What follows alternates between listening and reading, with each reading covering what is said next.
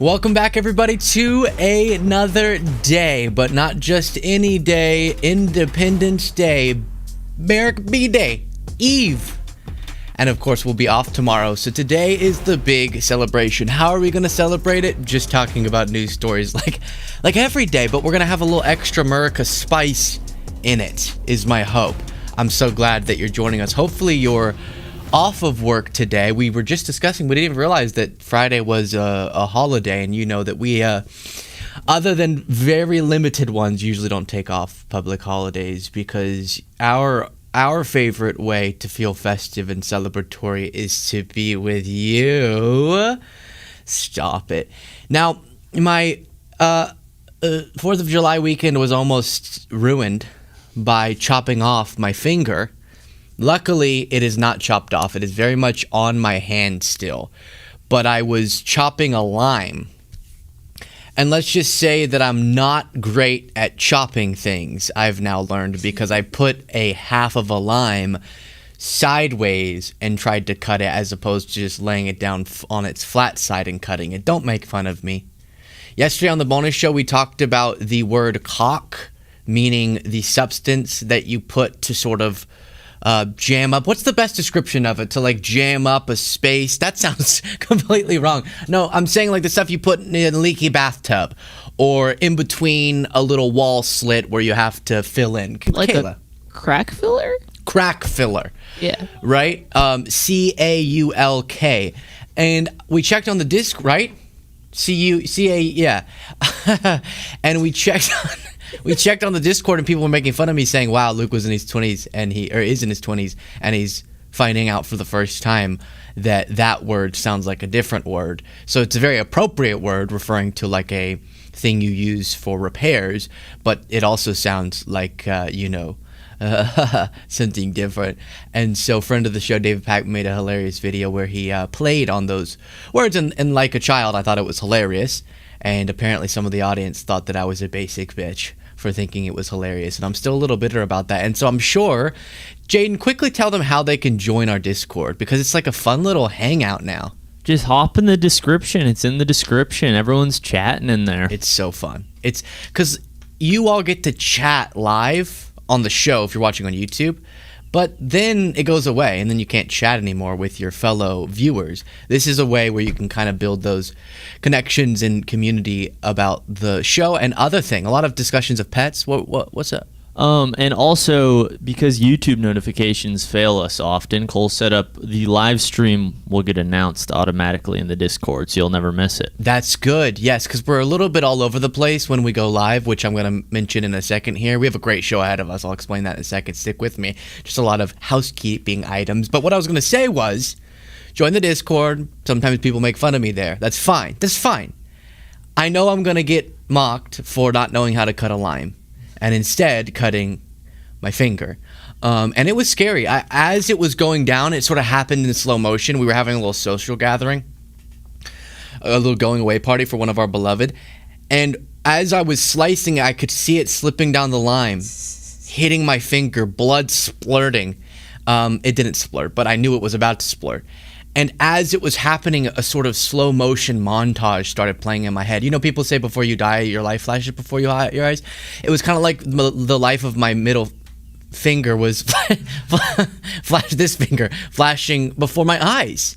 And I saw all the fun things that I had done with this finger before in slow motion. And it was really tragic. And luckily, because of some great doctors and medical professionals and one Band-Aid, it survived. I made it more dramatic. It was a lot of blood, though. It was a lot of blood from my little finger. Luckily, it's all intact, so I'm grateful for that. I've never been more grateful. You know, sometimes you need a near-death experience to understand how grateful for life you are, and I'm feeling that about my fingers. Like, I woke up today with a newfound joy for having 10 fingers. It really is something I shouldn't be taking for granted. All right, last thing before we jump in, as always, I will look at comments. I see them already coming in, super chats and memberships in between the stories. We take little breaks to thank people for becoming members, which you can do by clicking the join button and then read comments. But I do need to let you know that I want you all to get an early jump on your 4th of July weekend and have fun. We've done enough. We've done enough mocking of Trump's 250 celebration. We've done enough discussions, actually we'll have some today, about how sad it is that Trump is making so divisive and destructive what should be a fun celebration of the country. But I'm asking you this weekend to really just have fun. Don't worry about the state of things, the darkness of things. Just kind of have fun. Do the 4th of July things, fireworks and barbecue and friends and family. And so because we want you to get an early jump, I know you guys look forward to the Booze in the News on Fridays, which is normally at 6 p.m. Eastern time. We open up the bonus show to everyone and we drink. What? And then we talk about the news while we're drinking. And then halfway through, we switch it over to just members to encourage people to get those memberships. Today, we're going to go live a lot earlier for our Booze in the News, 4:30 p.m. Eastern time. I'm saying it's because I want you to get an early jump. No comment on if it's really because I want us to get an early jump on our weekend. But either way, we're all going to be early, 4:30 p.m. 4:30 p.m. Eastern time. Join us on YouTube Live. We're going to have a good time. It has to be epic, right? July 3rd. It's going to be pretty epic. And it's my birthday month, by the way. Happy early birthday to me. So, And Cole. And Cole. His is way closer. I just didn't know if he wants his personal details out like that. You know what I mean? Whereas Not his birthday month. I can give mine out.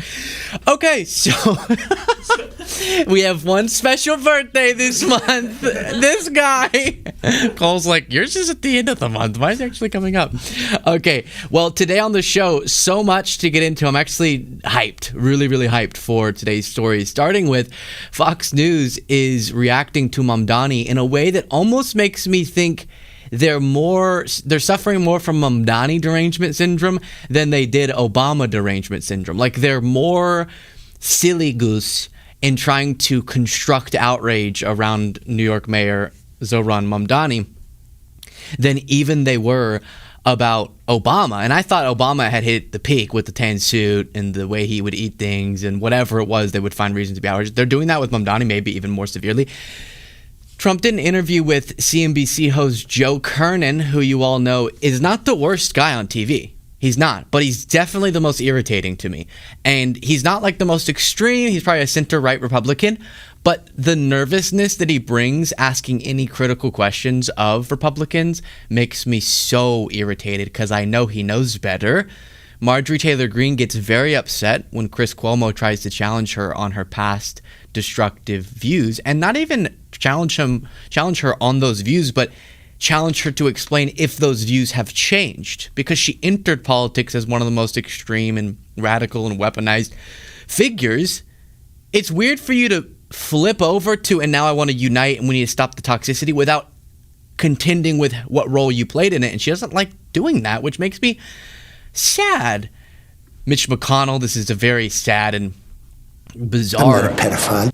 I don't think that was on purpose. Cole said that was not on purpose. But why do you always do accidental sound bites when I bring up Mitch McConnell? We had a bonus show. Get the soundbite that you did for that. Ready? We had a bonus show, and I was talking about literally Mitch McConnell being in the hospital, and all of a sudden Cole plays this. Okay, you can stop it. So, you can stop it. He has like his finger jumps to it without his permission. I do apologize for that. That was not on purpose at all.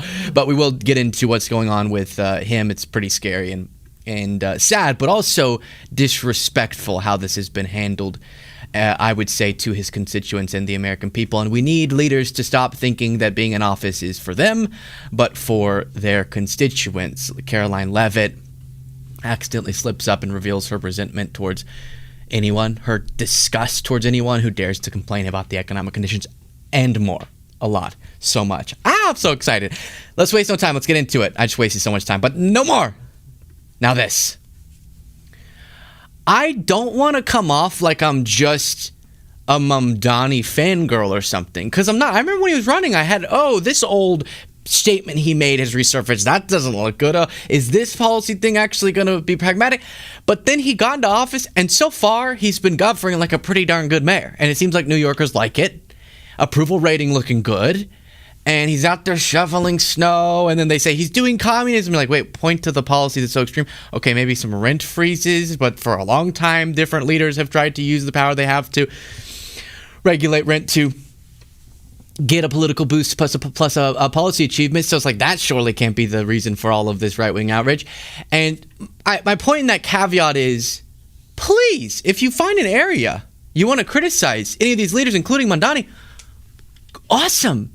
But Fox News is suffering way more so than I see your average liberal suffering from Trump derangement syndrome. They're suffering from Mamdani derangement syndrome, and it's turning me into a Mamdani cheerleader, because I see these clips, I'm like, what the heck? That's so unfair. If that's what they're trying to levy criticism over, then I don't see a problem here. So let me show you a little speech he delivered while new citizens, or while people were becoming new citizens, being naturalized as citizens. And so he speaks in this moment, July 4th, America's birthday, about what it means to be an American and patriotic. I'll play this clip, and then we're going to look at a few examples of the Fox News reaction. And it's a real head scratcher what they're so mad about. This is just one day after they spent a whole news cycle saying that he was doing communism because he sent out a boilerplate post saying, hey, our grid's being overwhelmed because of a heat wave. Can you try to keep your thermostats at 78 degrees? Which then we saw tons of Republicans freak out over, even though those same ones had previously asked the same thing of their constituents. So it's not really surprising. The Trump Energy Department recommends the same thing during heat waves, but they acted like it was communism. Very strange.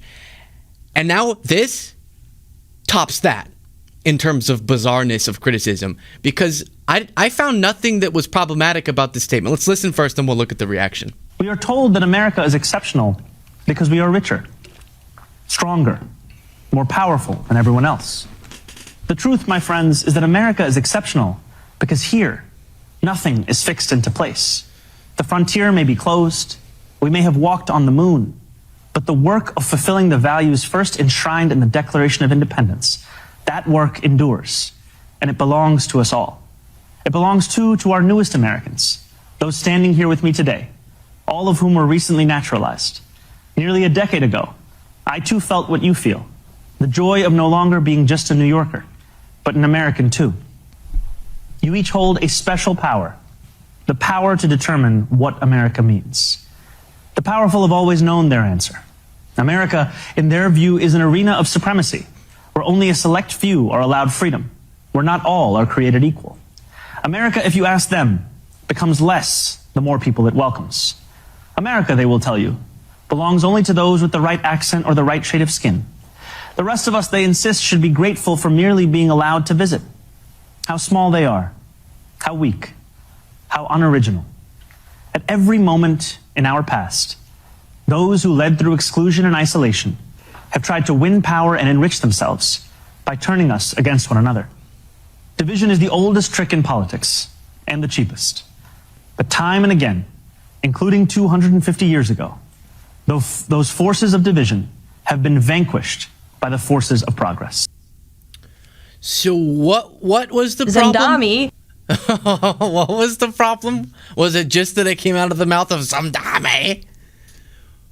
He touches on some of the most obvious points, especially during a naturalization ceremony, which are, because he's speaking about immigrants who are right now becoming citizens after an extensive process. If you've never known someone who's had to jump through all the hoops it takes to become a citizen through the naturalization process, oh my gosh, it's crazy.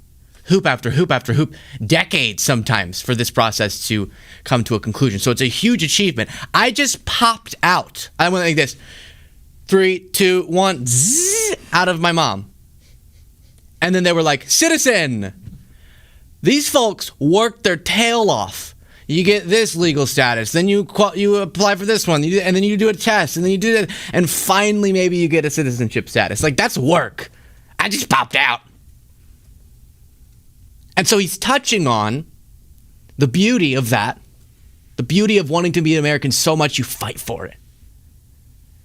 And then how we can all unite around citizenship statuses, backgrounds, racial lines, sexual orientation lines, gender lines, everything to have a common goal of fulfilling our American values. The values themselves that I think define America at its best are awesome.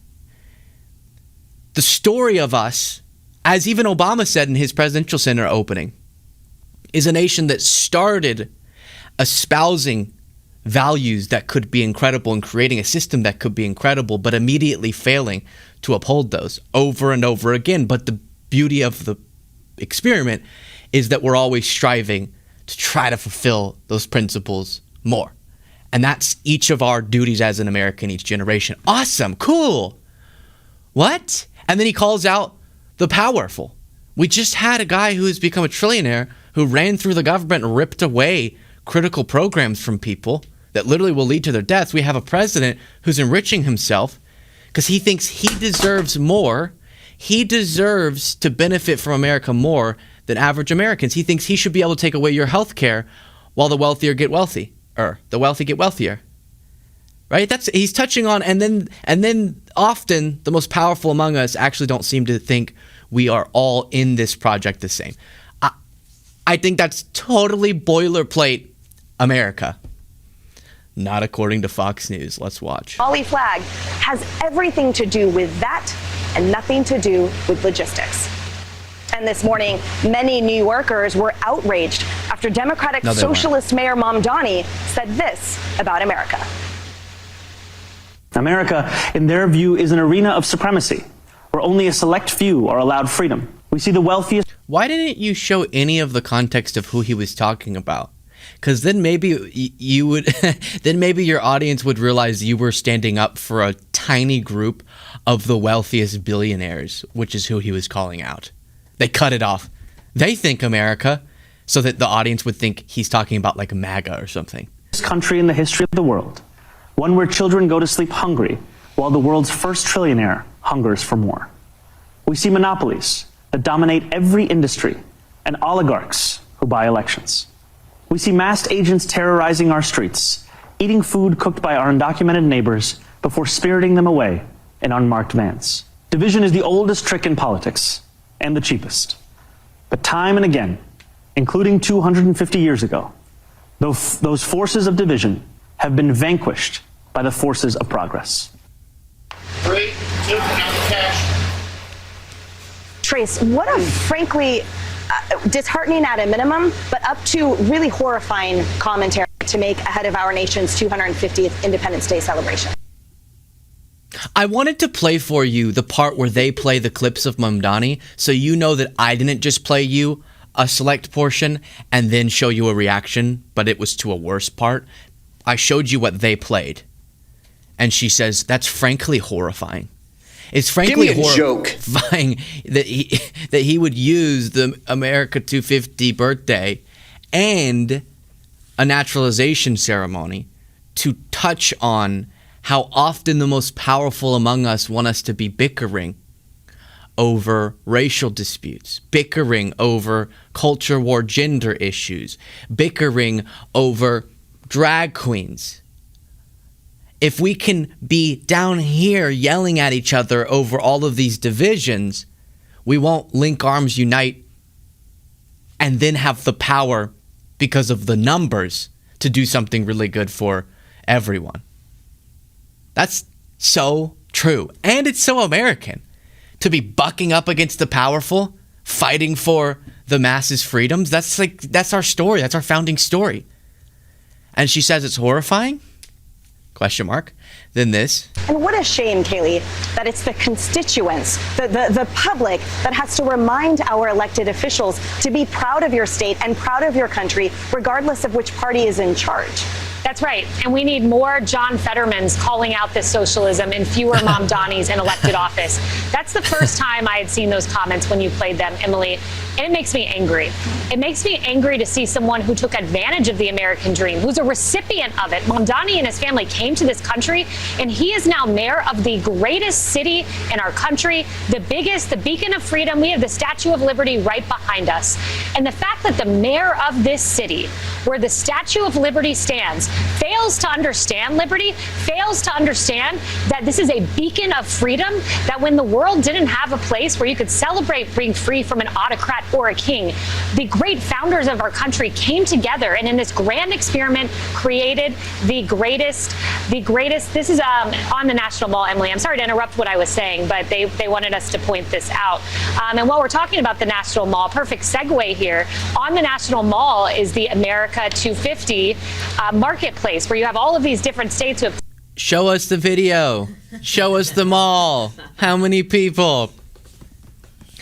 Wait, so what is it? Remind me what it says on the Statue of Liberty, Kayla. Remind me what the spirit is. It's, if I'm paraphrasing, I think it's bring me your sick, your poor, your huddled masses. Weird she cited that to argue against what Mamdani was saying. And then she tries to make a point that's like, he benefited from the American experiment, but now hates it. What? I thought he just said that the thing he benefited from was so amazing and he was so grateful for it, which is why he's happy for these new citizens, which is why we have to fight to uphold these values. Now, apparently, a whole news cycle was not enough for them on the thermostat issue, and so they continued it. To your point, the celebrity, as Harris has pointed out, that's what elected him.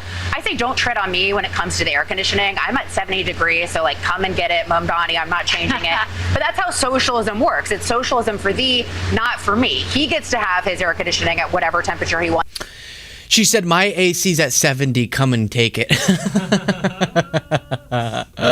And then they didn't cover at all that Trump's energy department had the same recommendation, that Texas has asked this is the same thing, that Florida had the same recommendations, that Arkansas had the same this is just a typical thing you do during extreme weather or extreme temperatures, is send out, hey, if you could do this, that'll help us not, throttle our power grid. But it's honestly not just Mamdani that they're completely deranged about. They brought up Tallarico too. Messaging. Because every single voter there needs to understand exactly who they would vote in office, which is an anti-business, anti-commerce, anti-capitalist, anti-Texas Texan. So if they know what is good for them, it's to permeate that messaging deep into the red state of Texas so that they say, oh, it's not just some Democrat. No, this person is a demon in human skin. And they need to make sure he does not go anywhere to the nation's capital where he can actually do some real damage other than his horrible words that he keeps and join others doing real damage. Tallarico, one of the most uncontroversial, sweet guys, just like a sweetheart. When you see Tallarico, he's a sweetheart. He's a sweet pea. They're calling a demon in human skin. Jesus.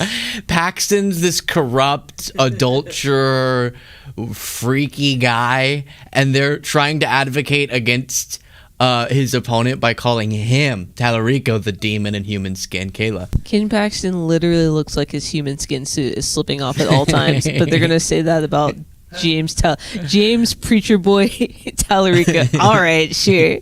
If that's the case, if that is the case, then hey, maybe hell isn't so bad if that's what the demons are like. Because oh my gosh, yeah, if those are the demons, that's a fun time. So they had a big issue with Mamdani's remarks there. I happened to stumble across Matthew McConaughey had released, in case you were waiting for this, his America 250 tribute video. And what's fascinating is it's very similar. The message is very similar to Mamdani. I wonder if they're going to be furious about it. 250 years young. Howdy, America. And to a lot of people, that may seem like a long time to be a country, but it's really not. But I tell you what, it's definitely not too long to be. It's not too long to be an idea, which is what America is. A land that has never been yet.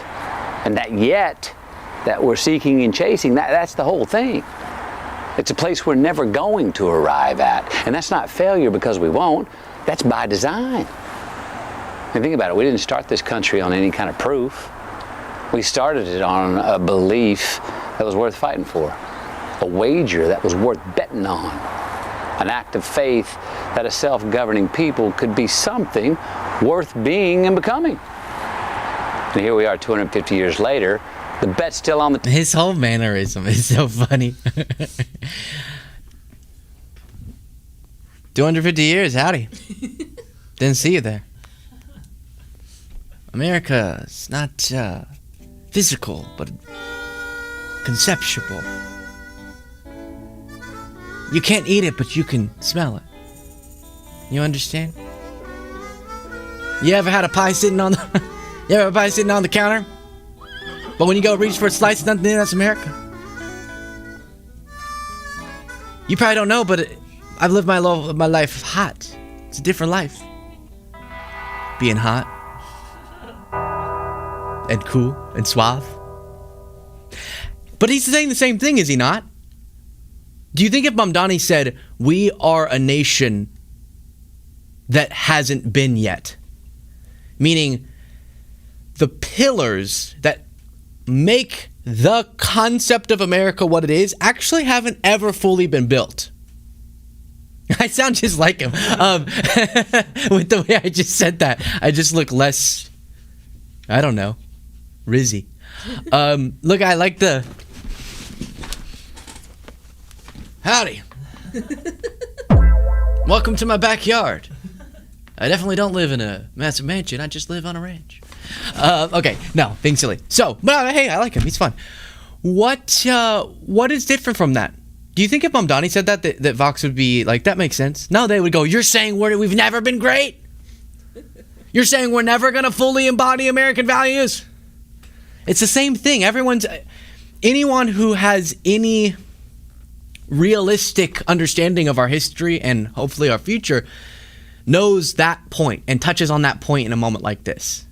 It's not just about the symbolism. I love it. The planes and the flags and the woo and we beat Hitler and I love it. And there's a deeper journey that I think is interesting to flesh out. Plus, the founders would hate Trump so much. Rolling Stone had a piece on this titled, "The Founders Warned Us About a Man Like Trump." That's why the founders explicitly warned about the dangers of a demagogue. The poison of hyperpartisanship, the corrosive effects of corruption and foreign influence, the politicization of religion, the erosion of the separation of powers. Yes, by those basic standards, we're living through the founders' nightmare. But the right response is not civic despair, but a defiant resolve to reclaim American patriotism and fix what's been broken so that we can strengthen our democracy to survive the next 250 years.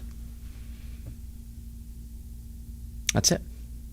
They really did. They really did warn.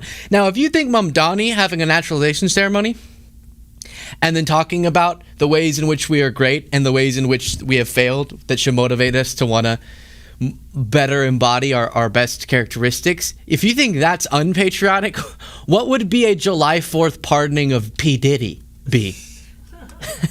Did you see this? Trump's eyeing 250 pardons. He wants to do like it's 250 birthday, I'm doing some great pardons. And he's considering P. Diddy and polluters. President Donald Trump's reportedly meeting Friday afternoon to consider a clemency list based on recommendations from advisors, including from prominent polluters. Now, even I don't think he's going to end up pardoning P. Diddy, but he might.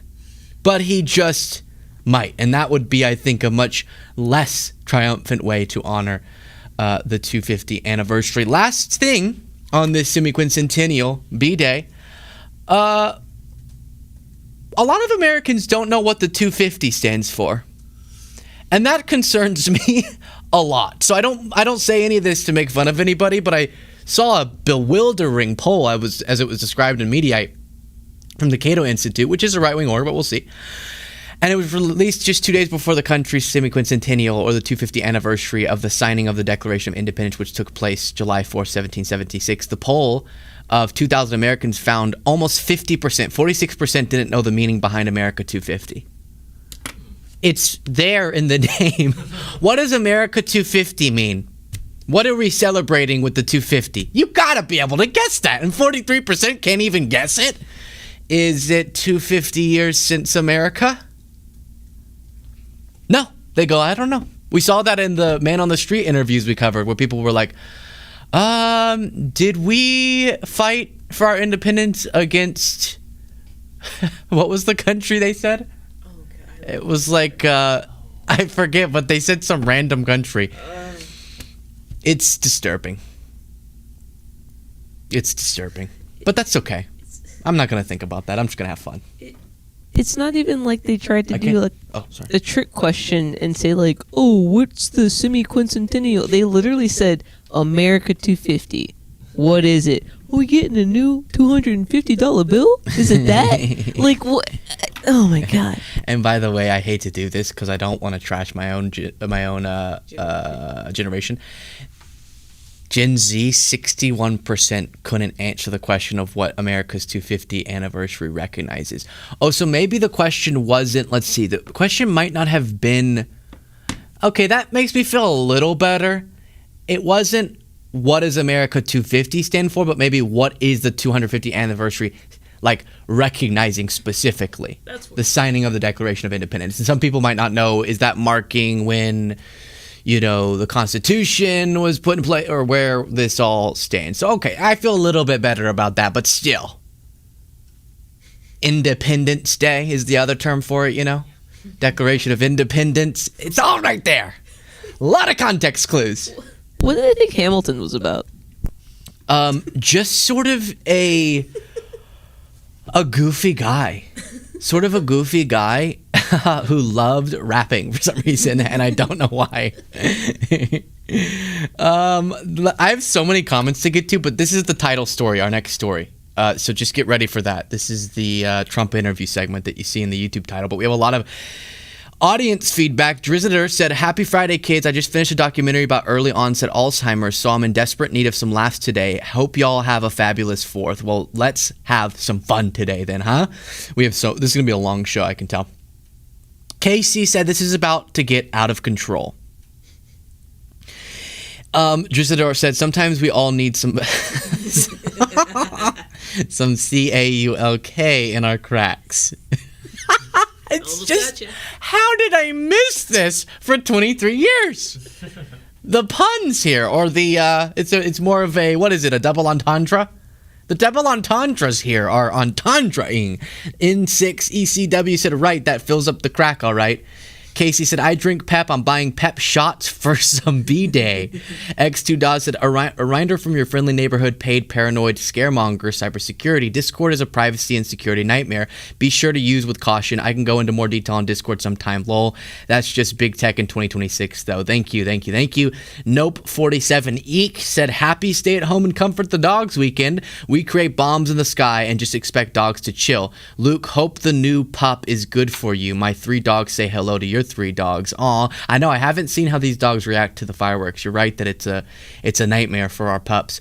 Gaia Wolf said, "My theme for this 4th is stars and stripes and human rights." I like that. Have a shirt with all the rights we're still working on the back of the shirt. I'm loving the addition of Kayla as a millennial myself. Love all y'all. Today, Kayla said, because of how many things I don't know about, which I like to argue that because I was really young when I got into politics, the only way to log, right, like put in my mental data center enough information to be able to speak credibly on so many political topics, I had to sacrifice a lot of knowledge about other things like cutting limes and the construction clock. Okay? So I think that's fair. So don't judge my all-around intelligence by how much I know about cock. Or what was the thing this morning? Something else. Kayla was like, "You make me feel old." Casey said, "I want clean, beautiful coal." You got him. Clean, beautiful coal. Give me a little bit bigger of a super chat and I'll send them to you in a box.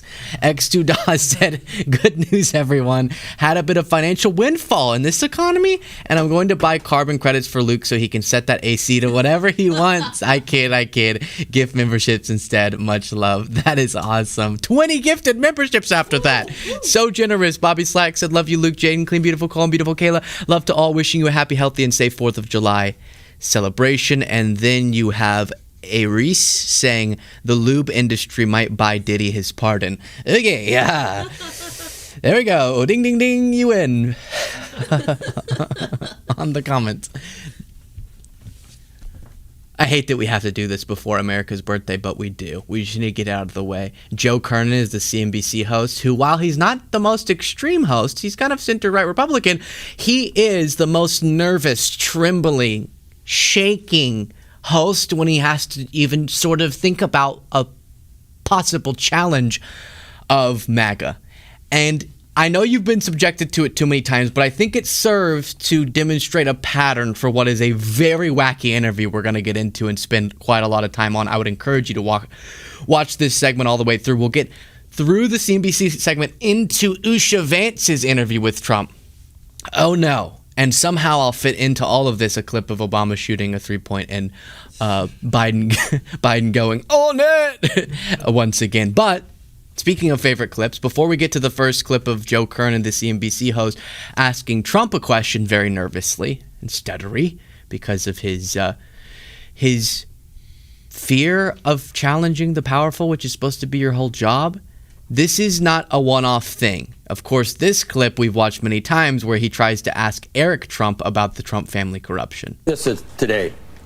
Eric, two big deals, and just I'm sure you hear about this all the time. You've got a way, obviously, of explaining that. I mean, you've thought about that when you talk to the president about this, or when Don talks about some of his investments, or with Mr. Witkoff as well.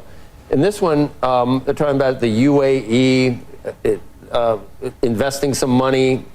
At the same time that they were granted access to some chips, and not saying it's related, but it could be. You're going to see this again and again in mainstream media in terms of a conflict of interest between the president and his position and his family being able to do so well in crypto. Yeah.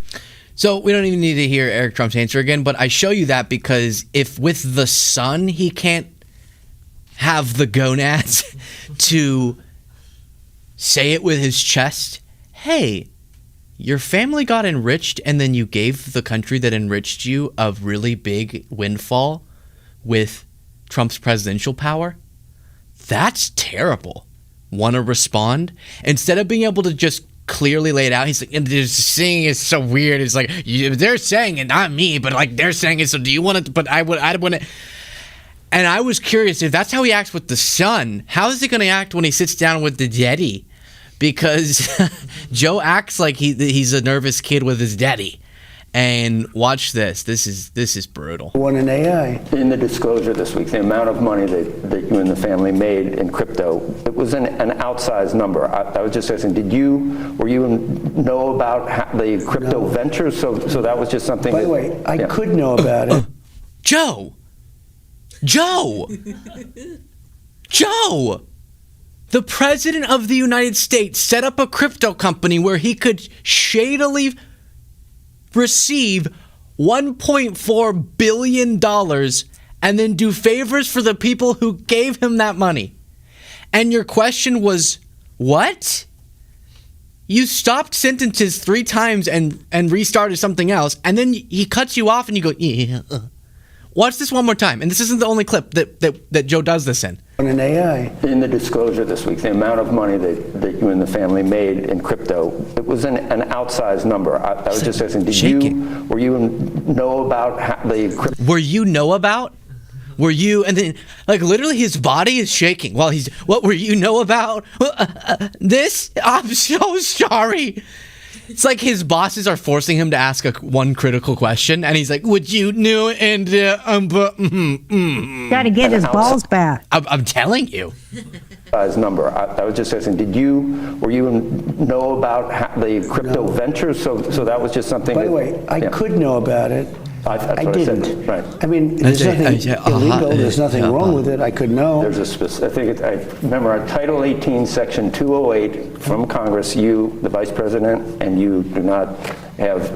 You would have to recuse yourself. I didn't even know that. You would have to recuse yourself on every decision that could running the country that could have anything to do with you. So it just isn't feasible to do it. Joe. You can't ask a question and then immediately answer it for him. So and you're making $1 billion. But then good. And I was thinking it's all fine anyways. So yeah, good. Yeah, I was saying that. I should. Oh, Google Gaggy, could you give me my pacifier? What were you going to say, Kayla? No, I'm just looking at this interview and thinking about the corruption that's come in the last 250 years. And thinking about the last great American president, Jimmy Carter, who had to give up his family peanut farm because of corporate interest and because of the exact thing that guy's talking about. And Donald Trump has started businesses while sitting in the White House and has made so many billions and millions of dollars. And everyone's just like, well, he's just a good businessman. Right. And then he's making, you see the comparisons? That any president could do this. Any president could set up a way where money very shadily could be funneled to them and then go, oh, you did that for me? Here's something with my presidential power I could do for you. This isn't the same as, oh, he still technically owns his properties, so he's making money through something he had a long time. Even that, like Kayla said, previous presidents have had to take major precautions to make sure there's no even ability for foreign governments or business interests to funnel money through one of their businesses to benefit them to get something. Trump has been creating new projects to either enrich his family or himself that in many cases rely on his power as president to make possible. That's the problem. It's not just that like, oh, I had in an index fund some money and because I did good as president, the stock market went up and it technically made me more money. This is, in addition to everything else I said, him also making individual or someone on his behalf making thousands of individual stock trading decisions, which normally is not happening at all with a president, and sometimes making massive purchases of stocks right before his government makes a decision that will boost those stocks. So Joe Kernan, if you had a spine, you would be able to lay that out and make him actually answer for it. But instead, you apologize like 4 times before you even get to the question, and I don't even know what the question was. There's a thing with the thing, But making money in the stock market, that makes sense. So as far as crypto goes, and I'm just wondering, you didn't divest your business, you have your sons running it. Right. I think vice presidents and presidents aren't subject really to conflict of interest laws, but there's this notion that you need to be aware of conflict of interest. Yeah. There was a large sum of money made in crypto. Did you know that your family business was going to engage in crypto? Did you have anything? Well, I was there before. Finish your question, Joe. Did you have any... That's what he did. Did you have any... Going to engage in crypto? Did you have anything? Well, I was there before I was in office, but I was here before I was there before. The way I view crypto is a little differently. We have to be at the top, otherwise China's going to take it over. Like, for instance, AI, we're leading substantially in AI over China and everybody else. I mean, we're leading. When I was with President Xi 3 weeks ago, he greeted me and his first words, I mean, literally were, wow, you've really done a great job. You've really, because this country was dead. We had a dead country. Now we have the hottest country in the world. And the way I look at AI or the way I look at crypto is if we're not going to do it, China's going to get it. Most likely China, but somebody else. Japan is somebody. What do you mean, no doubt, Joe? Him having a crypto firm has nothing to do with if our country is more advanced or leading on crypto, which that actually doesn't make much sense in that context. AI, I get a little bit more, but sort of still weird. But you're like, oh, you know, if the U.S. has the most advanced, comprehensive, and innovative AI programs, then we will be the one that is, our companies will be getting enriched by selling that to the whole world who's going to want these products. If we stagnate and China has the most advanced programs, then they're going to be financially benefiting from the world wanting to purchase their products, I guess, would be like the why we need to win. Okay. A lot of questions about why that can't include a regulatory framework, but that has more sense to it than why did I receive $1.4 billion directly? Because we have to beat China on crypto.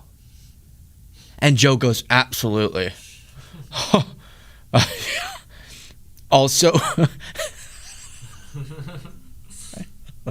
no, I'm not doing it. Not doing the double entendre again. I refuse. But you filled in the blank there. And then this. Handling away from my kids, because every time my kids do, if they invest in a stock or if they go and do a bill, anything they do, because the presidency is so powerful, so big, everything, if they buy a cupcake company, well, the cupcake company. Oh, so big, everything, if they buy a cupcake company, well, the energy to make the cupcakes is, you know, sort of like, how's my energy policy? So therefore you have a conflict. Almost anything they do if they want to buy a truck, if they want to buy, if they buy an energy efficient truck, if they have inside information. It's pretty tough in that sense. I tell my kids, stay away from as much as you can stay away from, but they also have a life, Oh, it's so brutal. This is so brutal. How dare you, Joe Kernan, get to sit in the Oval Office with the President of the United States? Sorry, there's someone doing lawn work outside of our office, and it's getting concerningly loud. I feel like it's about to come through the window. But watch this wide shot as Kernan's listening, and look at his hands with his paper.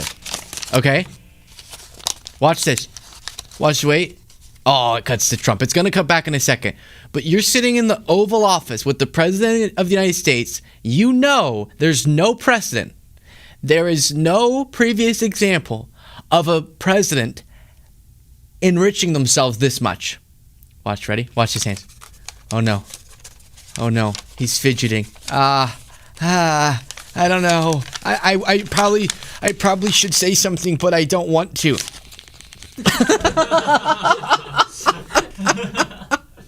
I know I should say something, but I don't want to. If that's what he's doing. Put a pacifier in your mouth. If you're gonna be such a baby. Oh, that's a good bar. I'm gonna use that more. Oh, do you need a pacifier? Because you're acting like a baby. You can use that. No copyright. So you could just ask. No, I get, because you might be missing what's going on in this interview because of how bizarre it is. What Trump's argument is I should be able to do whatever I want to do, and my son should be able to do whatever they want to do in business, because you can't really avoid all conflicts of interest if your family member is the president. And if that were our argument, it would be true. If the point was you can't do any businesses that could be impacted by the decisions of the president, that's impossible. We all get impacted. All of our businesses get impacted by the decisions of the president. That's not our issue. Our issue is that the president is doing things in his role as the president that then cause your businesses directly to get outcomes that wouldn't otherwise have happened at all. Like the Kazakhstan, as Alex Jones put it, or Kazakhstan. I almost watched it too. Mining project. Trump administration facilitates it. The Trump boys take a stake in it.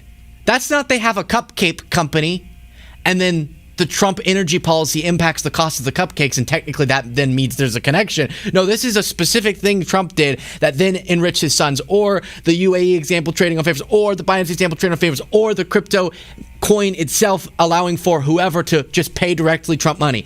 That is not the same as there can't be anything that you do that get impacted by the decisions of the president. This is when the president uses his office to directly benefit you specifically, and you are his son or you are him, then that's a problem.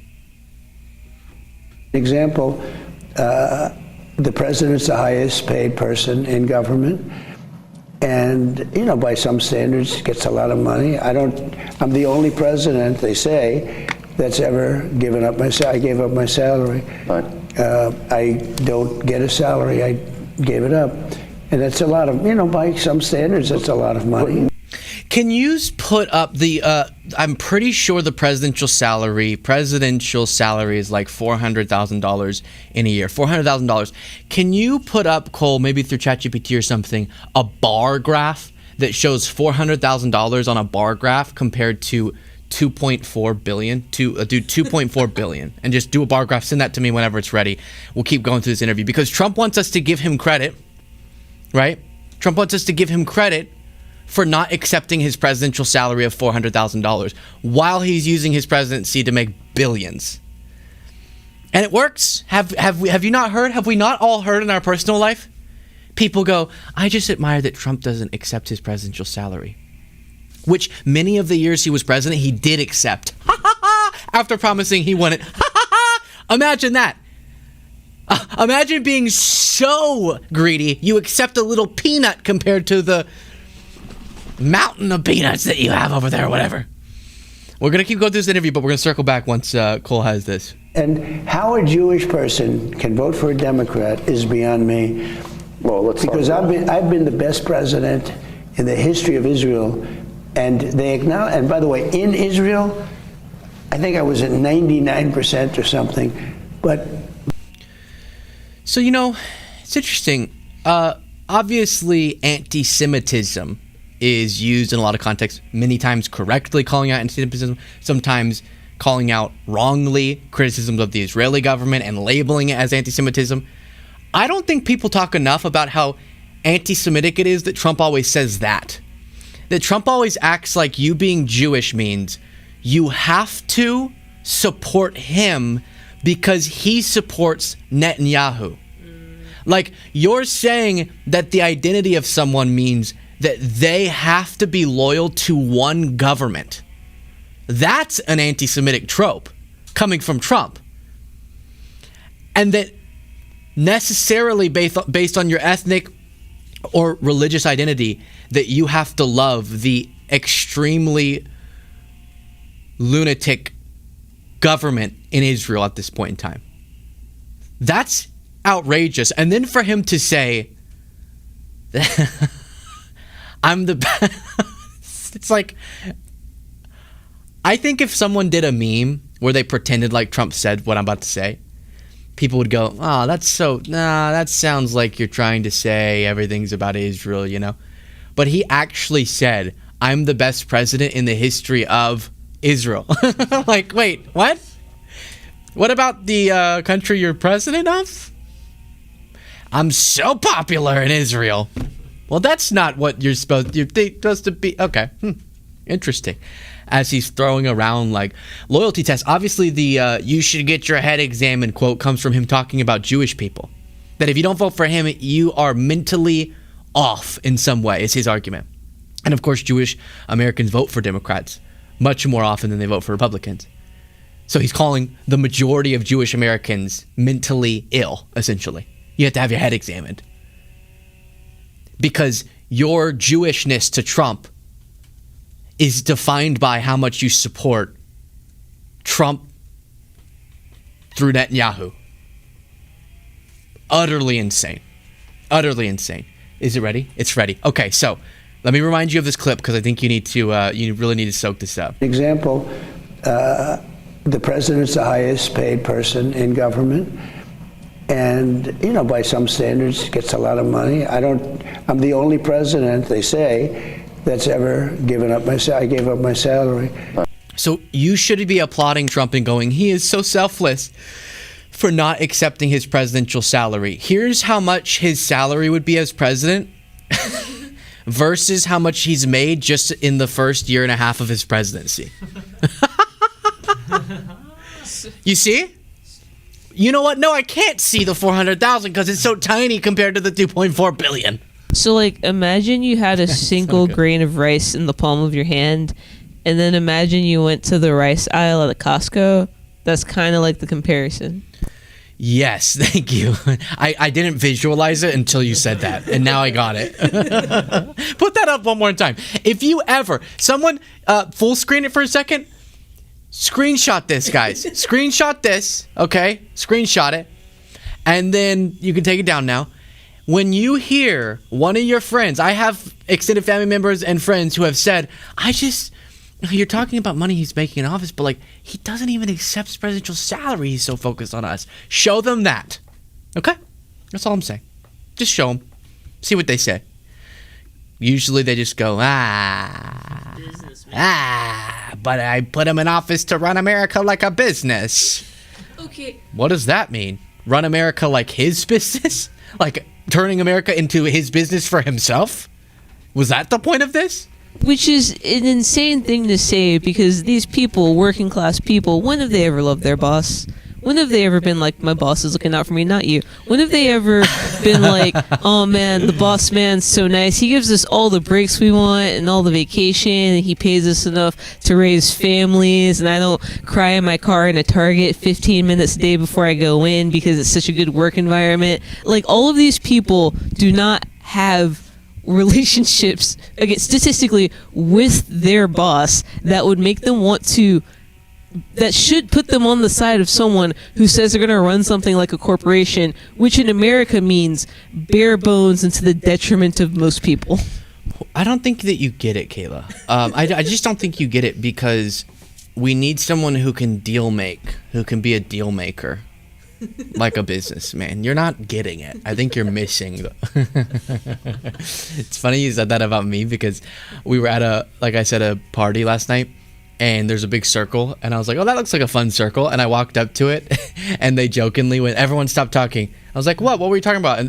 And they actually happened at the time to all be talking about their bosses. And Jaden and Cole were in the circle, and I was like, no, really, keep going. And then as we're on the topic of interviews, Usha Vance has a show, I think, for kids where she does like story time with the second lady and reads books with prominent figures, and she had Trump on. Hello, I'm Usha Vance, and welcome back to Storytime with the Second Lady. I'm so excited to share another great story today, because when we read, we grow. As you probably noticed, we're not in our normal reading nook today. Was pause for smile in the teleprompter there? Of all the people in the Trump administration orbit, I have the least problem with Usha Vance. I don't think she really wants any of this, to be honest, but like whatever. She's still a Vance, so I can still judge her for that. But, which wasn't even his name, was it? Didn't he change his name like a bazillion times? Whatever, doesn't matter. But I think in the teleprompter it read, pause for smile. We grow. As you probably noticed, we're not in our normal reading nook today. Instead, we're actually across the street at the White House, where the President of the United States lives. In fact, we're in his office, the Oval Office, because today's special reader is none other than President Donald Trump. President Trump, thank you so much for inviting us into your office today. Oh, thank you. Thank you, Usha. Would you mind? Now, here's what's interesting to me. Nothing about Trump is comfortable normally. I don't know why he looked so large. I don't know why the Oval Office looked tiny all of a sudden. He's just swallowing that chair. It's just impressive. I don't want to be vulgar, but that does not look like a posture you sit on a chair. It looks like the posture you sit on a toilet. Look at that. That looks like a toilet. Okay, anyways. And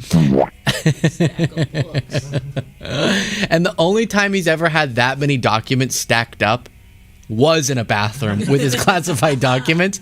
But watch as he goes, hey, Usha, good to be here.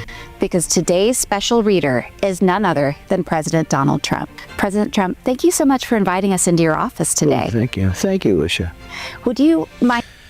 What's crazy is that's somehow 10 times more comfortable than J.D. Vance's interaction on this show with Usha. Special reader is my husband, Vice President of the United States, J.D. Vance. Thanks for joining us today, honey. Of course. Good to see you. Hey, somehow Trump is more comfortable with Usha than J.D. Vance is. Wowza. He was asked if he reads. Everything that you just described, all of these incredible accomplishments, they take a lot of reading. Do you have any time to read for fun these days? So I end up reading mostly newspapers. I usually read stories about myself. Well, with so much going on in the world. Is this good for kids to learn? You know, the best way to live your life is just don't read unless it's something about you, because you should be obsessed about you, always. How loud do these leaf blowers Two more showed up. get? This is an assault. This is wild. I apologize if it's really loud, guys. It will go away eventually. But we got to keep going through these clips because they get bizarre. By Jimmy Carter, he liked playing tennis. Trump sounds real bad. Yeah. He sounds hoarse or something. By Jimmy Carter, he liked playing tennis. He had a hard time as president. And then you had Barack Hussein Obama. He used the same court for basketball, so they used the tennis court for tennis. Jimmy would play there with his daughter, his wife. He was a nice man, very nice man. There's a picture of each. Jimmy as a tennis player, Barack Hussein Obama as a basketball player. I don't know if he's a good basketball player. I tend to doubt it. You tend to doubt if Barack Obama was a good basketball player? Really?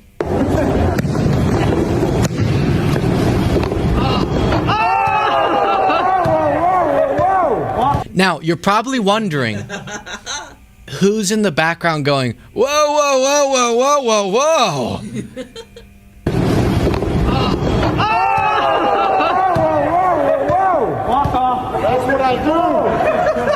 That's what I do.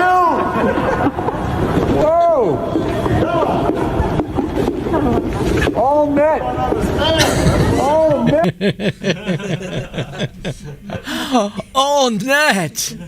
I love it because when I hear it, I think it must be like a staff or something. Whoa, whoa, whoa, whoa, whoa, whoa, whoa.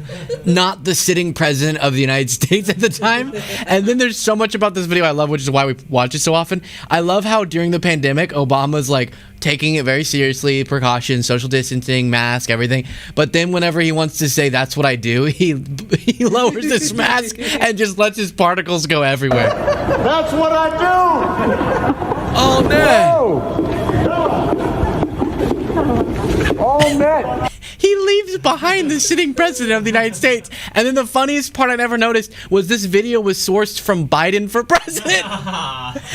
Or maybe he was a candidate at this time. But like a part of the Biden campaign was a video of Obama shooting a three-pointer. That's iconic, Kayla. This was in reference to the clip we saw before.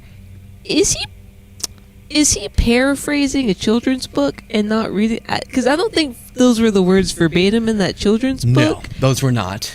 I doubt that Obama's a good basketball player. No. I think it was a picture book about what each president did at the White House in their pastime. But then Trump was riffing off of it. Riffing, but none of those sentences seemed like words on a page to me. No. I don't think he can read. No, he's not going to risk reading in front of people. Do you remember that clip of whenever Starmer, you remember this, was still the prime minister, and he came to deliver a letter inviting Trump to have a grand meal with the king, and he was like, the king brought this to you? Here you go, and handed him the letter, and Trump goes, wow, and Starmer's like, do you want to read it for the audience? And Trump was like, you go ahead and read it, and hands the letter back to Starmer. Starmer's like, okay, I'll read it. Is there something I should play? Okay, a little something was edited for me. Well, he was a large man, very large, and he loved baseball. He'd go to baseball games, loved the hot dogs at the baseball game. He was our heaviest president. Podcast listeners, Cole overlaid a bunch of videos of Trump when he was talking, I guess, about somebody else. There was a lot to check in with. Gigabogan said, wait until Luke learns about cocking guns. While I know about cocking guns,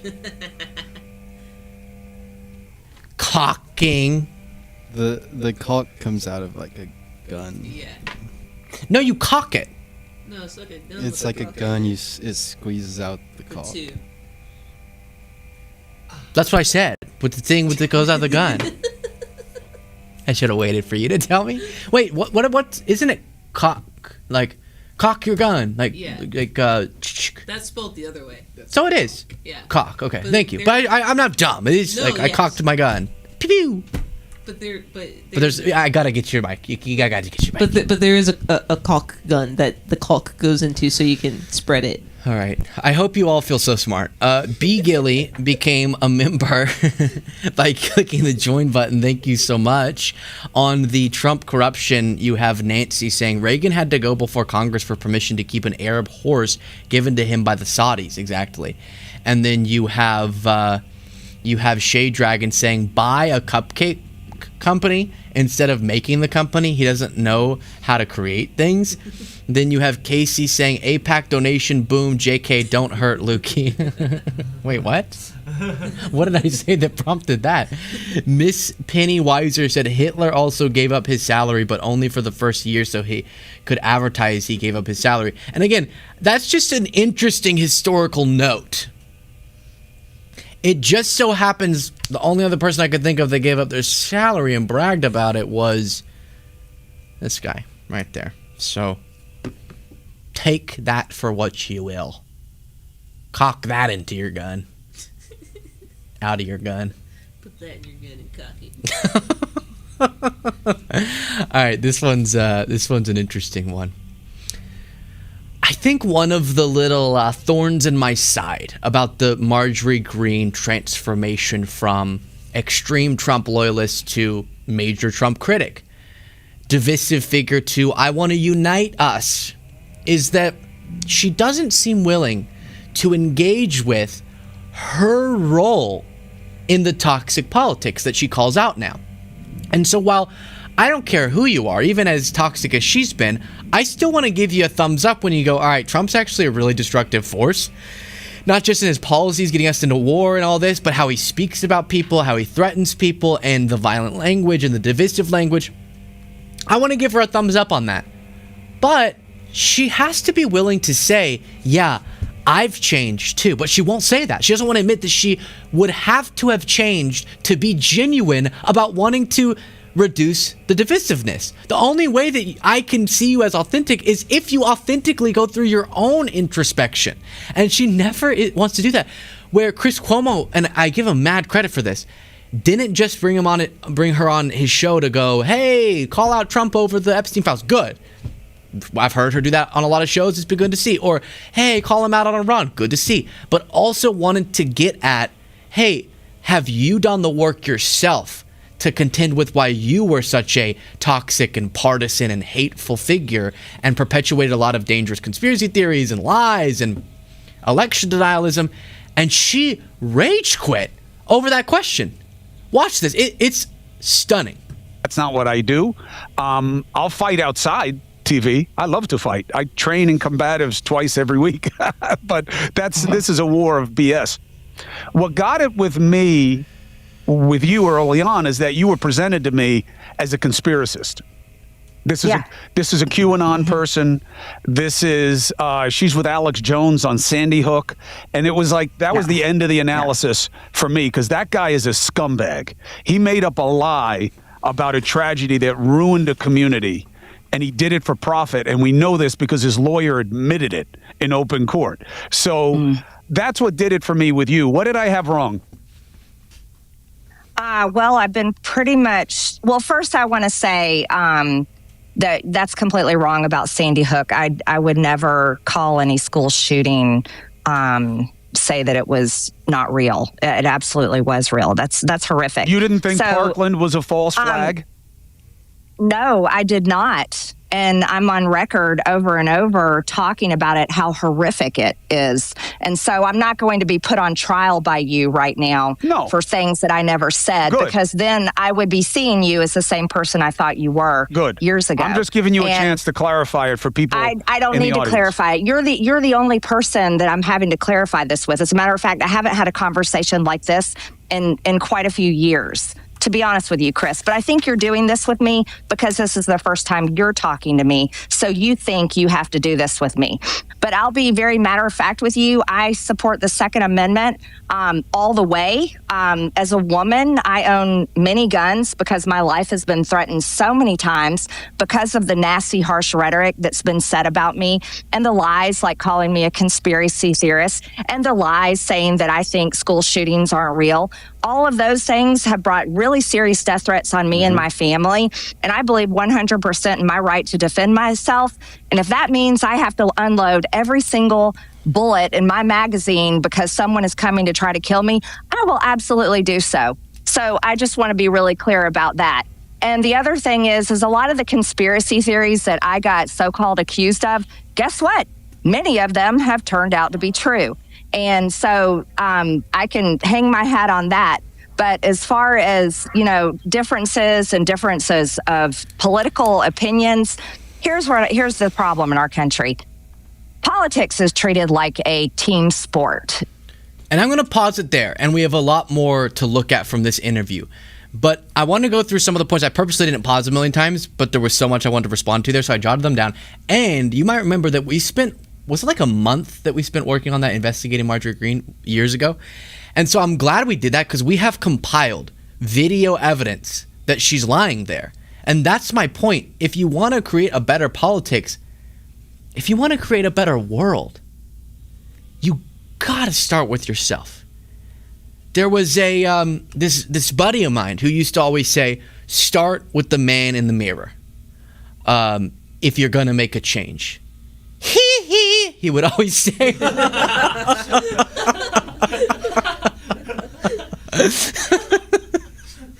Who was he? why that tickled me. And so if you're not willing to start with, yes, you were toxic, yes, you believed in conspiracy theories, yes, you doubted the legitimacy of mass shootings, I have the evidence, I'm going to show it to you. But it gets even worse and she gets real grumpy, so we're going to get to that in a second. But let me go through this. She said, I didn't call mass shootings fake. Okay, we have the video to debunk that in a second. You're the only one curious about this, she said to Chris Cuomo. A bunch of people are curious about you all of a sudden now wanting to be a unifier. Awesome. Will you start with,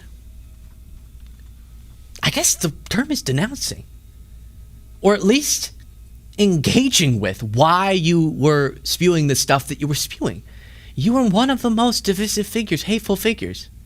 And no, it wasn't all lies. She said, oh, I'm not a conspiracy theorist. That's just, they labeled me as that and lied about me. That's not true. We have the video evidence. We're about to show it. And then she got weirdly specific about if I have to unload every single bullet into a man named Ralph as he accidentally knocks on my door instead of the door next door, I will. If I have to take my... she goes into hyper specifics. You thought about this. A lot of people who do that, and I have no problem with, like, you, if you legally and you know how to use it, obtain a gun and then you have one, you feel safer. Okay, technically the stats on that are that if you bring a gun to your home, you're way more likely to hurt yourself or someone else accidentally than you are to stop a home intruder with it. But okay, you definitely have that right, and I just think that we should make it safer. But a lot of people I know who fixate on that as a defense mechanism have thought way too long about the scenario that's never going to happen. And that's why you end up having someone who knocks on the wrong door or delivers a package and all of a sudden someone's like, yeah, because they've been thinking about it too much. Before I play these bits of evidence, and stick with me for it, and the rest of the interview clip I want to show you, I think a part of it's not just that she hates being confronted over her past statements, but in this interview in particular, I could tell from the jump she was kind of grumpy. And I get that. We all get grumpy sometimes and then overreact. And I just know that one of the ways that I've reduced my own grumpiness is by drinking a little drink called PEP. Stands for Platinum Energy Probiotics. A company, if you could throw this up, and I'll actually take this down and I'll go to drinkpep.com. Look at this. We'll go through it together. And then stick with me because this is important. My brother just called me up. Both my brothers currently serve in the military. Who knows what that holds for them given the current state of affairs in the world, and still find time to help me run this company because we believe in its mission, which is we have always been energy drink consumers, but we know when you look into the chemicals and the junk that gets put in almost every energy drink, how bad it is for you. Sometimes in the short term, you get way more jittery and uncomfortable, but also in the long term for sure. And so we created a product that's delicious, but clean, gut-friendly, active probiotics, no artificial sweeteners. Is crafted with care by three brothers who care about you, and we cared about ourselves. We wanted to have something that solved our problem for an energy boost without the guilt of all the trash and a lot of energy drinks. So please do, for July 4th, we're doing a year. This is right around the year anniversary of PEP launching and 250 anniversary of America. And I am asking, if you don't want to be grumpy like Marjorie Taylor Greene, go to drinkpep.com, order it directly to your doorstep. We're trying to hit a benchmark, a really important benchmark for the business by this midsummer year anniversary. And if you could help with that, it makes a big difference for my family. Business, drinkpep.com. You go on there, you pick your flavor, blueberry lemonade or orange dreamsicle, you deliver it. You can set up subscriptions where you save money by getting it delivered every month or every week, depending on how much you consume. You can go through the website. Again, that's drinkpep.com. Please do visit it, if for no other reason, as a favor to me, because it really means a lot, and we put a lot of work into building the company, and you all are sort of the fuel. My audience right now is the fuel that fuels the fuel that fuels you. Oh my gosh! You got to reward me for coming up with that on the spot. Come on. All right, thank you all. So let's go through some of these videos from a video we made a while ago, career-ending video Marjorie Taylor Greene has been hiding, if you want to go find the full thing, because there's just so much we gathered over the course of a month of old statements of hers and just documenting who she was at that point in time. And it demonstrates that her denials in this Chris Cuomo interview are lies. So then how are we supposed to trust that this is genuine, Marjorie? Video from 2019 surfaced today. Marjorie Greene in 2018 and 2019. This video has since been unearthed. Her past comments from 2018, 2019 suggesting support for executing prominent Democratic politicians. Whether it be 9/11, school shootings, wildfires, or Hillary Clinton cutting off the face of someone and wearing it as her own, yep, there's not a conspiracy theory that Marjorie Taylor Greene hasn't believed in. I do think he won the 2020 election. Many in our government are actively worshiping Satan. How do you get avid gun owners to give up their guns and go along with anti-gun legislation? Maybe you accomplish that by performing a mass shooting into a crowd that is very likely to be conservative. Almost sounds like it's designed to persuade Republicans to go along with more gun control. Oh, you know, that would sound like a conspiracy theory, right?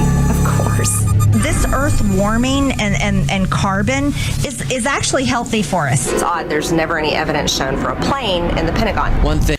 So, did you hear there in the sort of middle where twice we had video of her specifically asserting that the mass shootings that had killed innocent lives were actually an op by a liberal deep state to get conservatives to be on board with gun control? That's what she was alluding to, obviously. That, oh, how could you get people to want gun control? Well, maybe you have a mass shooting. So she denied saying that to Chris Cuomo's face. And I refuse to root you on for what I want to root you on for, which is a shift away from your extremism, if you can't acknowledge that it was extremism. Or if you can't be honest. I need honest people. Or she denies conspiracy theorizing like QAnon. Q is a patriot. We know that for sure, but we do not know who Q is. She also said, quote, okay, so that's obvious. Pretty clear there. And then this has nothing to do with anything but have fun. I know a ton of white people that are as lazy and sorry and probably worse than black people I know. Marjorie Taylor Greene also has a track record of incendiary and racist rhetoric. There is an Islamic invasion into our government offices right now. If you want Islam and Sharia law, you stay over there in the Middle East. You know what? You can have a whole bunch of wives or goats or sheep or whatever you want. And I see white people, black people, brown people, yellow people. Joe Biden's 5 million illegal aliens. Okay, so we got all that out of the way. This isn't about a gotcha or we're never going to let this go, but you never let it go because you never agree with us that was crazy.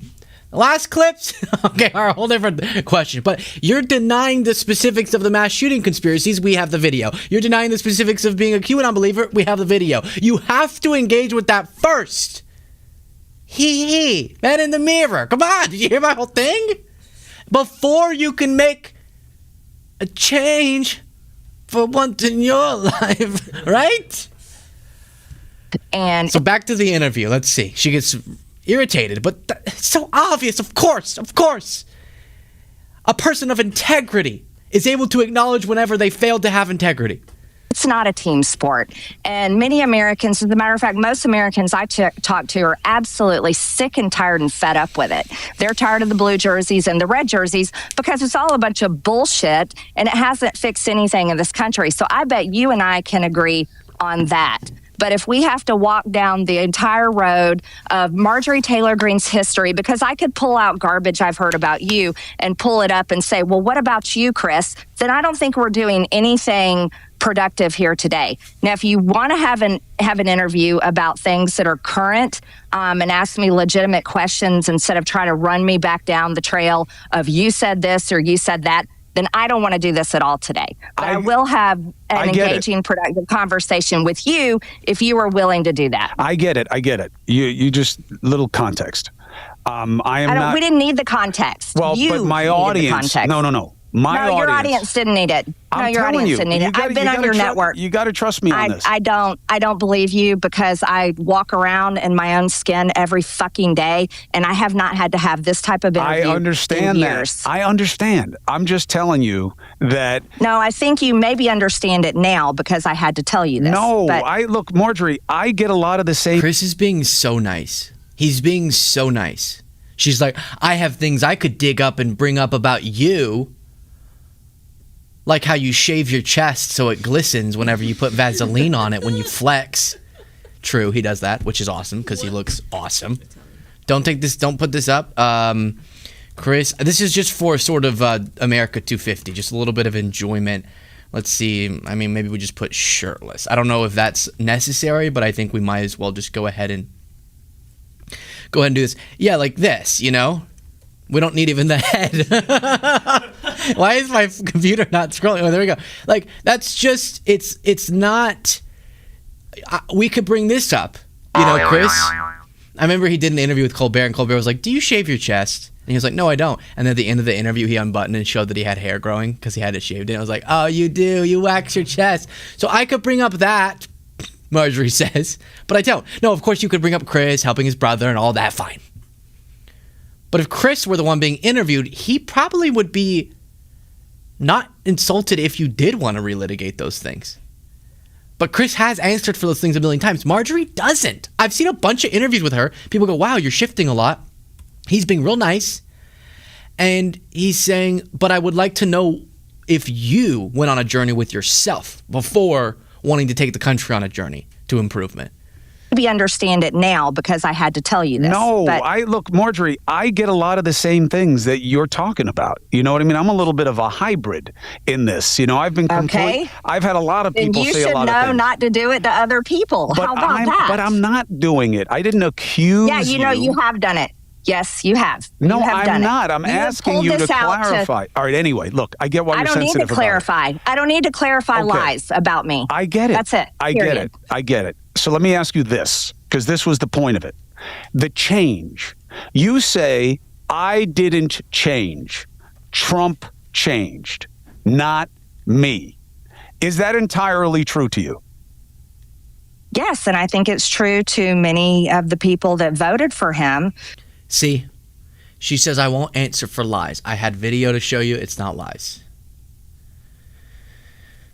Tons of people have asked me, Marjorie, in my personal life, wow, I'm kind of convinced that Marjorie's having a genuine transformation. Unlike, I have one person in my life who told me, I don't think Tucker's genuine. Tucker Carlson, and his whole, like, I'm different now because he's oscillated 5 million times in his career. But people say, I kind of believe Marjorie actually was shocked by the Epstein files things. She actually then started questioning Trump, and she actually broke away, and it was heartfelt. She was willing to give up her career as a congresswoman for that purpose. And I admire that. I've heard from people. But does she realize, they'll say, that she was the epitome of the toxicity?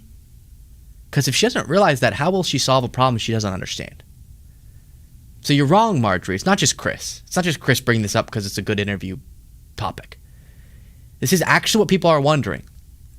And to be that hostile is kind of proving the purpose of asking you it. Unbelievable. Unbelievable. Josh Johnston said, release the temp. We won't forget.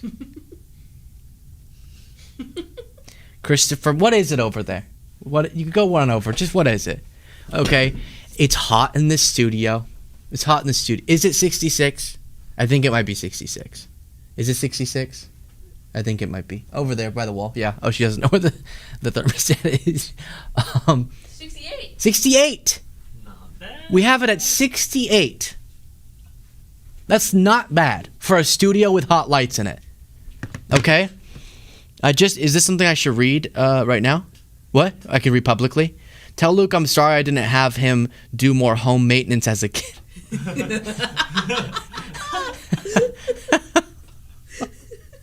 This is a text from my father to Jaden that we just got live. A text from my father. Let me see. Huh. Didn't send it to me, I'm seeing, but sent it to Jaden. This is adorable. He said, tell Luke I'm sorry I didn't have him do more home maintenance as a kid so he would know what a cock gun is. With one of the smiley faces, but it's a very dad smiley face. It's a colon, nose, parentheses. One of those. Those are classic. That is awesome. Thank you so much, Dad. I love you. I spent that time on other things. I just want to say in my defense. And the AC's at 68. And I stand up. I'll stand by that. That's hysterical. He sent that to you. I did maintenance. I did mental maintenance. Okay. Christopher McCain said, during the cock discussion, your staff is nodding like the Trump cabinet at a staff meeting. What happened at that party? Great show as usual. That's not true. They were all making fun of me. Right, Jaden? Mary said, I will never give MTG a pass. Chris Willis said, finally made alive. Longtime watcher from Yorkshire, UK. Love the work you guys do. All the best, Chris. Thank you so much, Chris. And then, what did I say? Gaia Wolf said her face is a different color from her body. Ick. I'm not commenting on such things. All right, we got to get more serious for this one. A lot of rumors are swirling about Mitch McConnell, all the way up to he might have already passed away. Obviously, this is a very serious topic. Mitch McConnell was a longtime Republican majority and the minority leader, back and forth, and a very influential senator. But he's gotten very old and is having significant health issues. And I think if you stumble online and you wonder to yourself, an old man is hospitalized and it seems like he had a cardiac event. I'll show you. We have the audio of the first responders saying what they were doing, and there might have been CPR done to Mitch McConnell at his home. That's how severe this is. He's been for 3 weeks in the hospital with very little explanations to the public. The reason why you might see online insensitive reactions is the normal people who disagree with him politically, as I do, or see him as just a very horribly destructive force in American politics for the last few decades, have become accustomed to being insensitive. Okay, I try not to be insensitive for that reason. The other one is a more substantive reason, which is we get disrespected too much by our leaders. Where in any other job, if your health problems got this severe and you had hit this age, you would just leave the job and focus on getting better or living out the rest of your life. And instead, the clinging to power is so severe that literally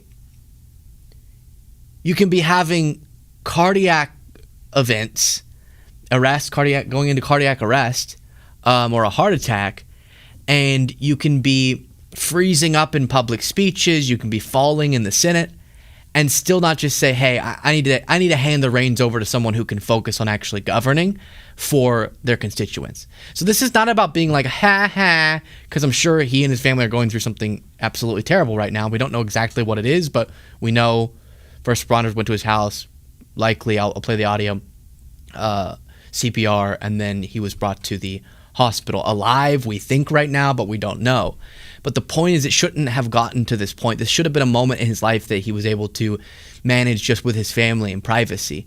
But because there's this culture in, especially, the House and the Senate, of clinging to power so long that you end up having this happen, you can't possibly be doing your job. And they're sending out statements saying, Senator McConnell is still actively doing all of his senatorial tasks. That's just not true. That's not true. And so that's why people, I think, are not responding to this like you would about a random celebrity who's sick, So I want to give you that context, but let's figure out what's going on. First here at 6, we've learned Senator Mitch McConnell remains in the hospital more than 2 weeks after he was first admitted.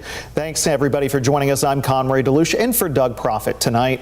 In a statement sent out just 30 minutes ago, a spokesperson says, quote, Senator Mitch McConnell appreciates the outpouring of support he's receiving while he continues his recovery in the hospital. The senator continues to improve and is working closely with his staff on Kentucky and Senate matters while the Senate is out of session. So now let's get to the 911 audio. That is not true.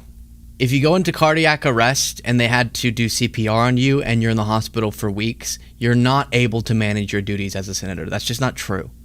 So I don't know why that we have to go through this charade.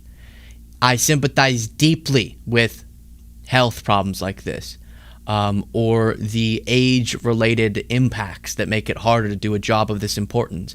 But we've now gotten accustomed to leaders staying in power so long that literally their staff are having to do like a Weekend at Bernie thing with their senators and like shield them from the press, or the video I'll remind you of in a second of him freezing up and his staff having to like take him off stage.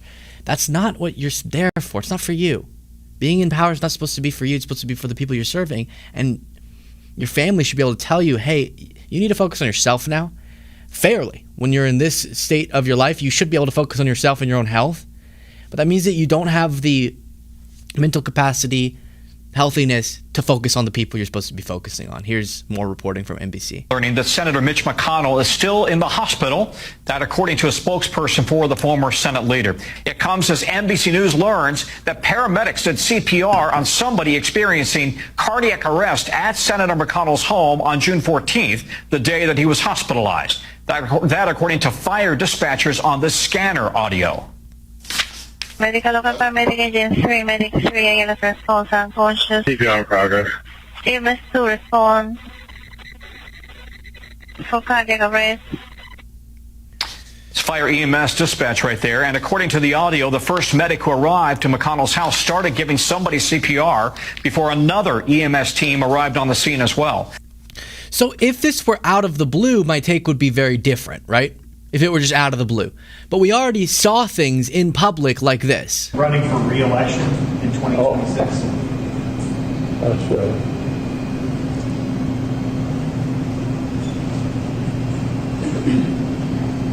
Did you hear the question, Senator? Running for re-election in 2026?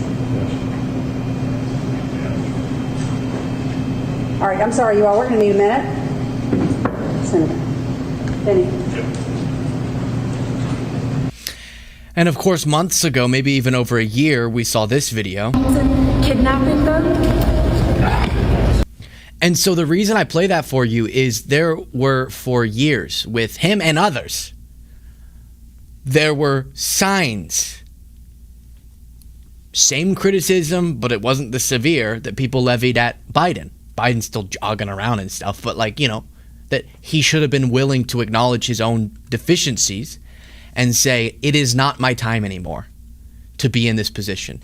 If your own health crises take away enough from your ability to have 100% focus on serving your constituents, then you have to choose yourself over your constituents, which means choosing your constituents over yourself, meaning sometimes it is time for you to just go Operation Me, especially when you're dealing with this. But if that's the case, if you love the people you're supposed to be serving, you stop serving them so that you can do that. Instead of, with multiple examples, years past their ability to effectively serve. We have staff, for some reason, I guess so they keep their job, lying to the public about the health of the person in power and then just doing all their work for them. That's not what they were elected for. Years ago, Mitch McConnell should have resigned. He obviously decided not to run for re-election, but he should have resigned and focused on his own health. Adam says after public pressure, staff have finally admitted that McConnell's still in the hospital. He's been there for over 3 weeks since being found unconscious in his home.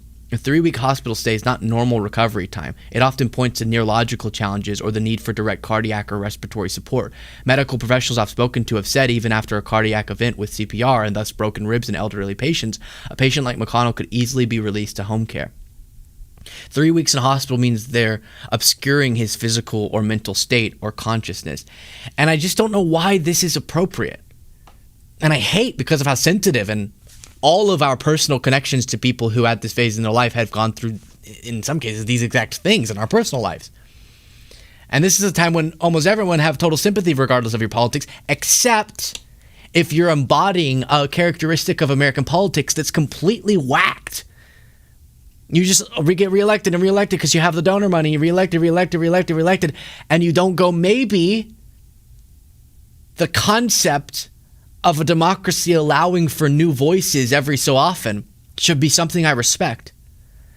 And that's like a concept detached from any health or age problems. But you add that and you go, you're just holding on for no reason to your power. And so I do wish him the best. And we got to fix this as a culture.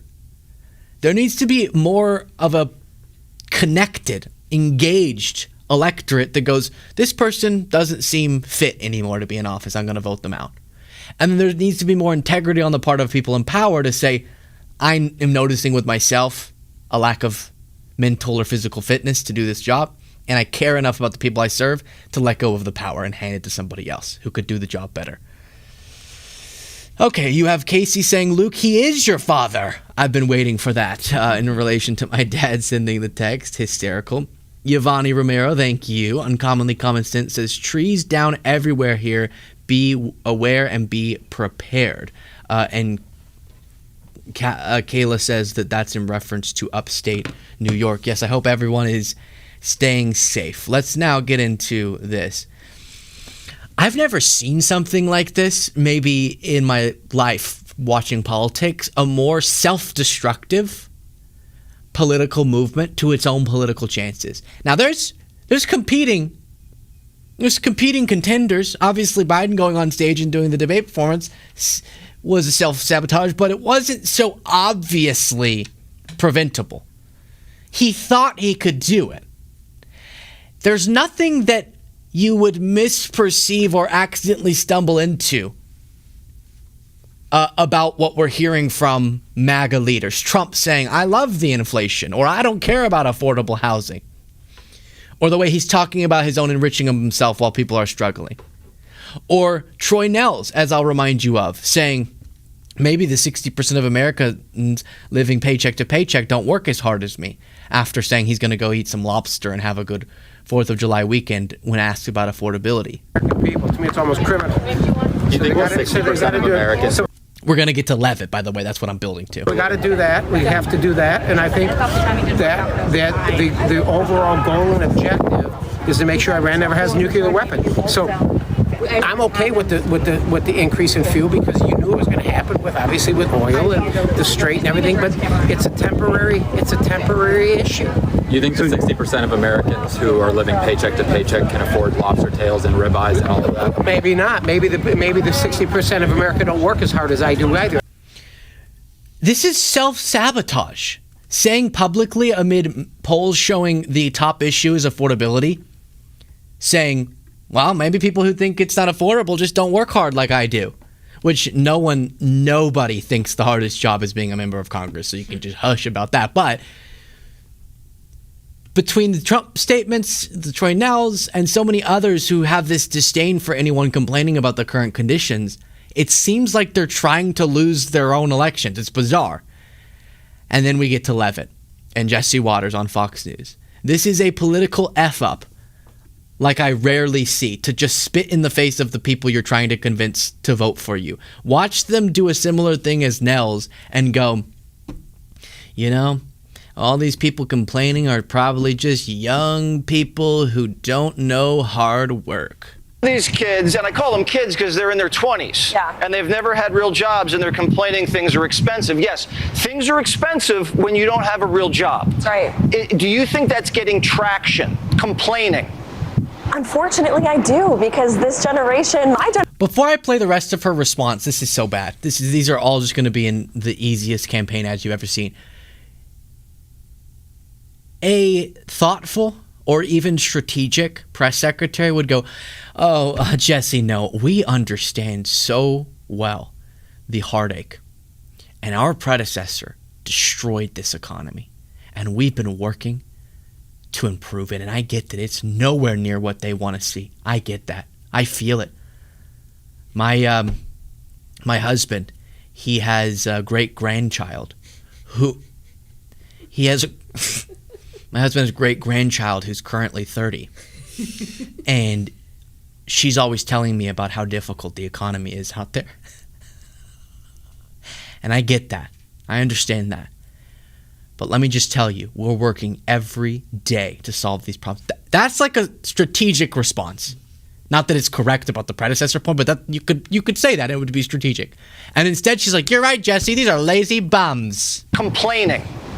Unfortunately, I do, because this generation, my generation, I hate to say it, Gen Z and those younger than me have been raised with just silver spoons in their mouth, just getting everything handed to them. That's not the values this country was built on. It was built on meritocracy and hard work, pulling up your sleeves, pulling yourself up from your bootstraps, and achieving the American dream. And we need to protect it with all we got. Is it laziness? A little bit. Is it because the professor said the country's corrupt, it's evil, and we just need to shake them down and hand money out? It's laziness, and it's the liberal indoctrination. You bring up a great point about our education system. However, I will say, a silver lining, so many parents that I talk to across the country are homeschooling, are turning to private education, are turning towards Christian schools across the country because they don't want their children being taught these communist and liberal ideas slammed down their throat. It's why President Trump in the White House has advocated so strongly for school choice across the country. We want kids to be taught to love our country. They should. It is the greatest country in the history of the world. All right.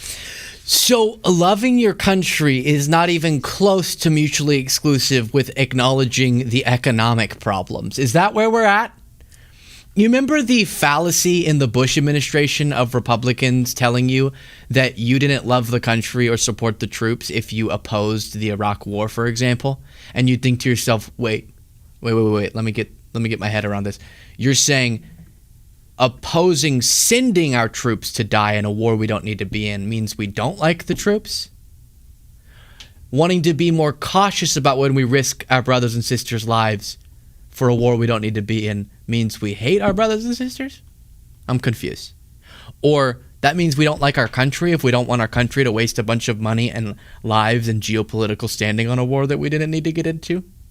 I'm lost. It's that. But now it almost feels more of a deranged fallacy to say, if you don't say the economy's perfect, you don't like the country. How could that possibly be rational? Because I remember a little man by the name of Donald Trump, okay? President Trump, who ran on a platform of this country is a big steaming pile of poo. And I hate it. And it sucks. And it's a third world nation. It's a hellhole. It's not great anymore. But maybe it can be great only if I am the leader of it. Trump ran during the Biden administration on the economy is so horrendous. And not just that, but we're not great anymore. And we're decrepit. And we are worse than third world nations. These are almost direct quotes from the man during his 2024 campaign. That, to her, is him loving the country so much he wants to solve its problems, some of which he invented. But in this current moment, if you think there's economic problems, you must just be a young, entitled, spoiled brat who had a silver spoon in your mouth. Oh, don't you dare do it to me. You're going to tell us. Do you see the man on screen right now? There's Natalie Harp. Salute. You're going to tell me that this guy, you represent and speak for this guy, and you're going to tell us that we had a silver spoon in our mouth growing up. That the people most harmed by this economy must just be rich trust fund children who don't understand how good they have it. I feel like this rhetoric, they've kind of screwed themselves out of ever using again, because their own audience is no longer rich boomers in a retirement home who have a bunch of money and a bunch of millennial children leeching off of them. It's the older millennial, younger Gen X people who are also struggling and still working and have their kids living with them and see their kids going to work at their own menial labor jobs, coming home, still not being able to afford a home, buy a home, even though they made their kid go to college and get the education and still not be able to get the job. I feel like they haven't updated their talking points to reflect the world that they created with those talking points for the past 30 years. Absolutely. And I get the urge. I don't want to be dishonest here. I get the urge to be like, the younger people, they don't get it. They don't understand how to cock a gun. They just do not get it. I get that. Yeah, sorry. Because sometimes I'll meet kids and they'll be throwing around different terms about maxing different things and how there's new video game programs that I've never heard of, and they're on their Discord chats using slurs I've never heard of. And I'm like, these younger generations, they don't get it. They don't know what it's like to bike down to your neighbor's house and get in a rumble with your competing neighbors. But the way that they make it an economic point is it's infuriating, but it's so dumb. It's such a mess up. It's such an F up for their political chances, because looking at people telling you they're in pain and saying, no, you're not, shut up, this is awesome, is a surefire way to lose an election. Oh my gosh. I saw this come in. I always say Yvonne Courtney. It's pronounced Yvonne. For months, I've been pronouncing it incorrectly. And Yvonne says, Luke, it is so cute how you mispronounce my name. It's pronounced Yvonne. And Yvonne, I'm very sorry. I'll try to remember that. A lot of usernames coming in, and obviously I'm not the best at pronouncing. But I think it was a very good bit that you waited months to tell me. I think I really respect the game on just letting it sit and simmer and then letting me say it 100 times before correcting. But so much love to you. Thank you so much. And I think I'm all caught up there. Perfect. We have one more story we're going to get into. Let's do it. I opened up Twitter today, and this clip of Tucker Carlson and Chris Cuomo, another Chris Cuomo segment, interesting, was going viral. And a bunch of people were talking about it. And I looked up and thought it was from an interview like today, but it actually was from an interview a while ago that Tucker Carlson and Chris Cuomo did together. But because of all the discussion about it, I think we've looked at it before, but I want to, circle back to it because it really is so insightful.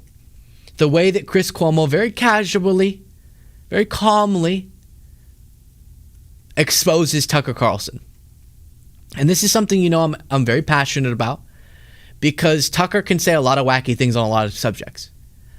But lately, because of his opposition to Trump that we've all been excited to see, yay, call out Trump, call him the Antichrist, awesome, hooray, a really popular right-wing figure is now degrading the support of Trump, we love to see it. But because of the way that we're very black and white in our analysis in a lot of the online space, this has led to some cheerleading of him that it seems to me denotes a level of credibility we're supposed to assume about him that doesn't exist. So he's been blown by the wind into the correct position on Iran or the Epstein files. But man, he does not have a logical, ideological framework that should be trusted. And that comes through so clearly.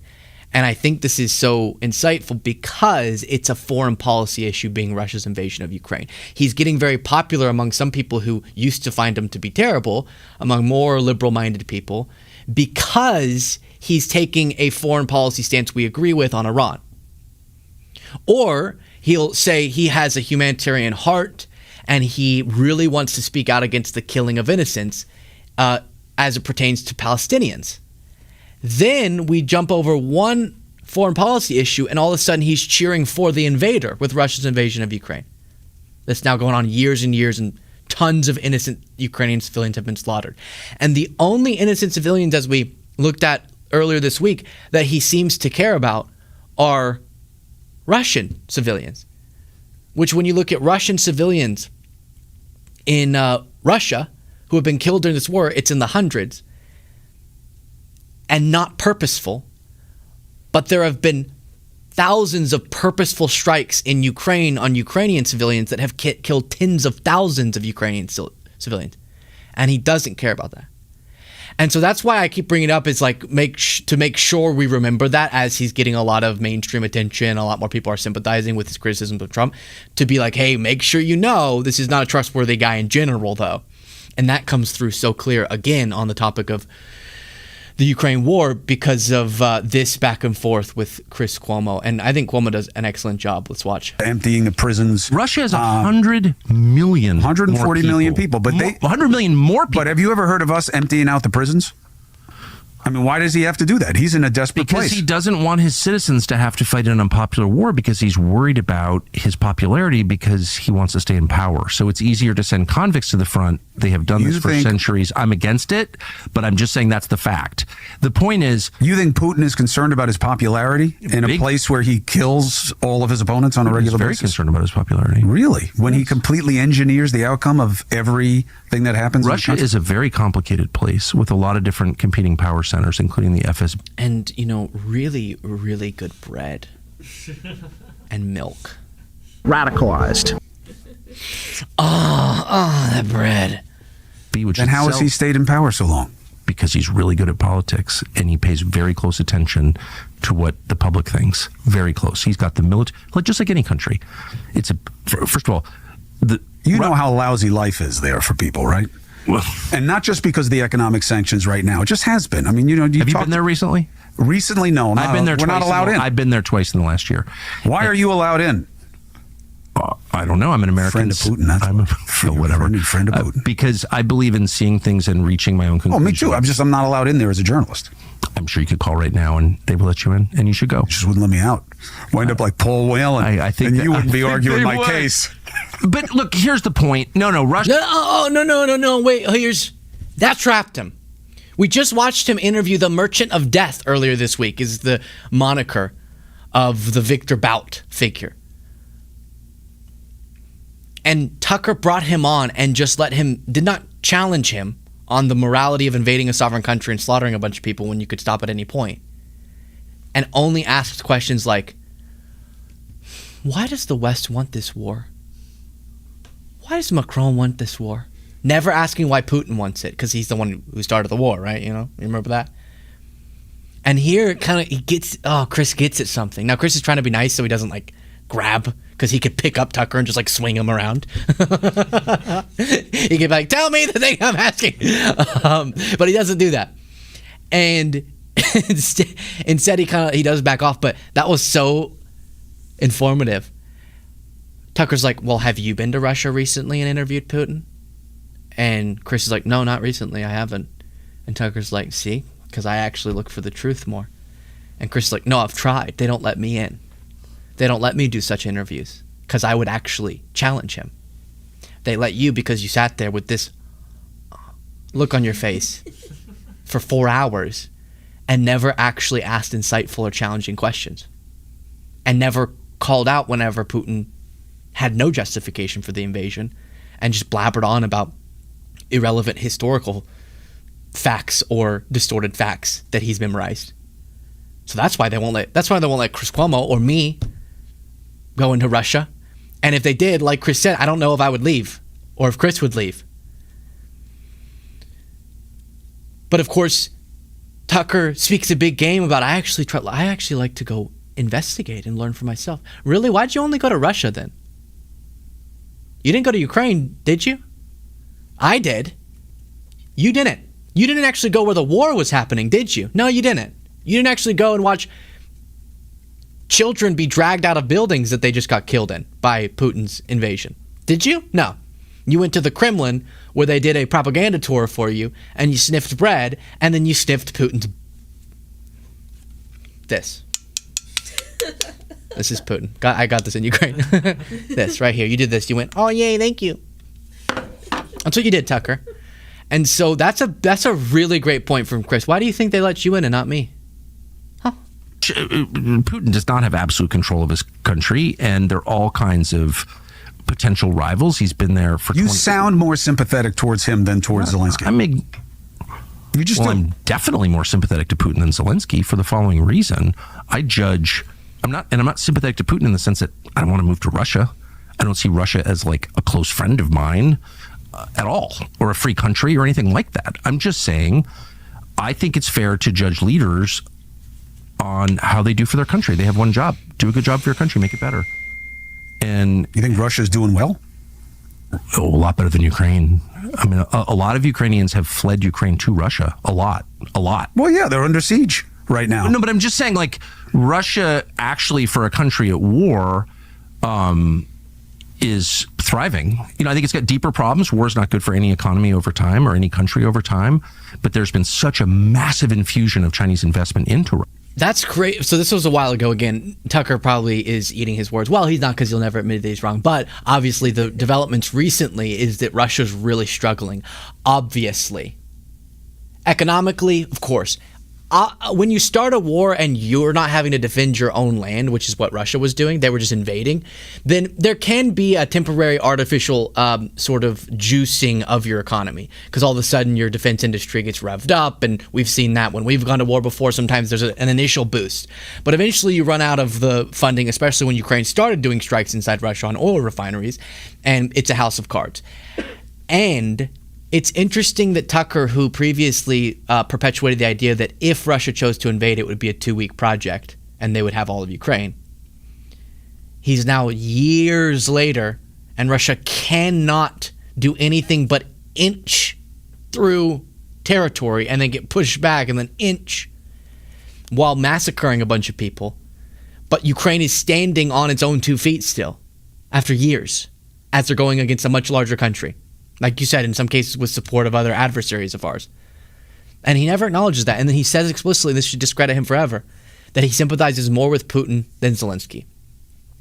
Because he thinks Putin is doing better for his country than Zelensky. Even though if Putin would stop this obsession with expanding his territory, he actually could benefit from the vast resources, especially oil, of Russia, and be a fine economy and kind of chug along in the international community.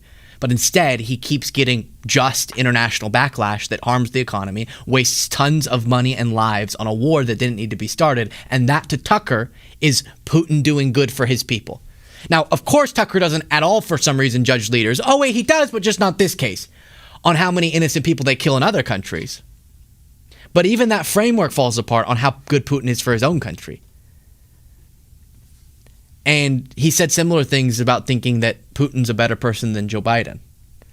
So I'll just keep reminding you of that, and I love to see Chris Cuomo there. I finally dug up this clip that Kayla has referenced many times before from decades ago now of Tucker saying, kind of jokingly, but obviously there's underlying truth to it, that he's an elitist trust fund kid.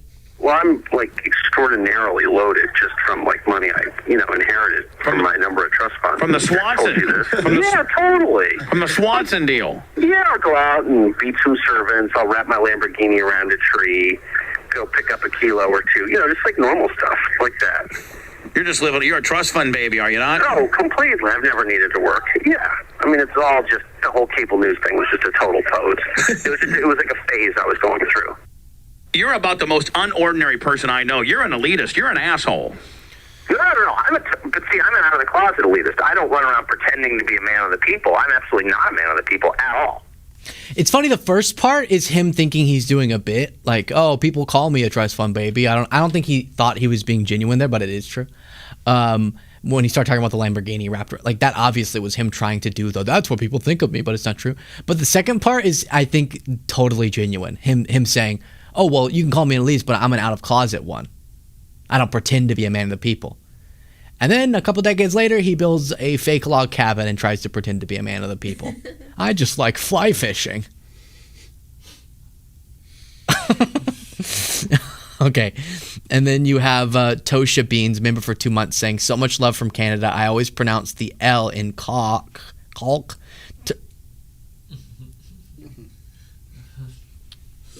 To prevent, now I see why they don't pronounce the L. To prevent any embarrassing misunderstandings. I don't know if caulk is better than cock. That is it. Make sure you join us in really just a couple hours, literally 2 hours, 1 hour? In 1 hour, we'll be live again.